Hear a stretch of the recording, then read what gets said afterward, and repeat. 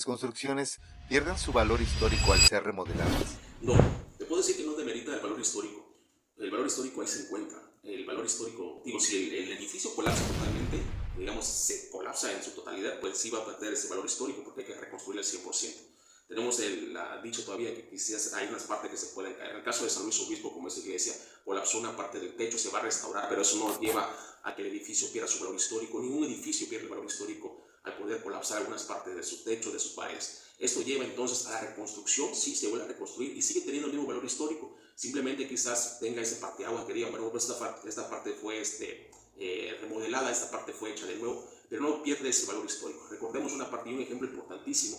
Existe la iglesia de Notre Dame. Recuerden que en Europa esa iglesia prácticamente se incendió, se reconstruye de nueva parte todo lo que viene siendo el techo y vuelve a retomar el valor histórico. Una vez me preguntan, ¿y las murallas de Campeche van a perder su valor histórico si le intervienen algún pedazo para poderlas hacer como hicieron el gobierno de Bernés? Por supuesto que no. Hay que recordar que ningún campechano se para con 40 grados en abril aquí junto a las murallas y dice, es que este es el valor histórico. Por supuesto que no. Hay que tener la conciencia de la preservación del patrimonio cultural, y eso es lo que lo hace ser histórico, es lo que lo hace ser.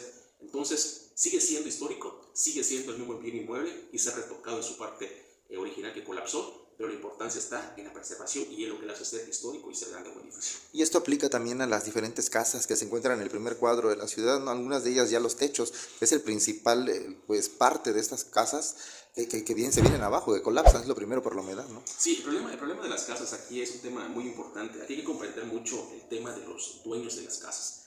Algo que dejar muy en claro, el Ayuntamiento de Campeche no está facultado para intervenir en esos edificios. El Ayuntamiento de Campeche no está facultado para decir, oye, voy a intervenir en tu fachada de tu casa, y es lo que mucha gente considera.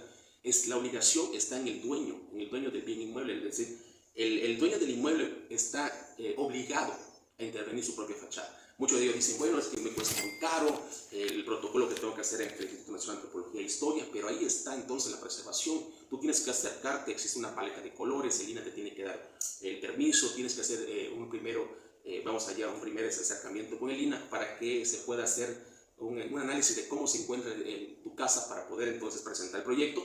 Pero ¿esto qué lleva? Muchas de las casas del centro histórico ya colapsaron los techos. Mucha gente, ¿qué está haciendo? Espera que colapsen los techos para que esas casas la conviertan entonces en estacionamientos, y no es el caso. Yo creo que tú estás obligado como ciudadano, si tienes una casa en el centro histórico, hay dos opciones: o la vendes para que otra gente entonces pueda intervenirla, o dos, tú tienes que tener esa parte económica por intervenir. Sé que es muy caro, pero bueno, ahí está entonces el valor cultural que tienes por tu casa, el valor histórico y sobre todo el valor monetario que le puedas tener a tu propia casa. Ahora se están interviniendo para rentarlas como Airbnb. Hay una inversión, se reaviva la dinámica en el primer cuadro.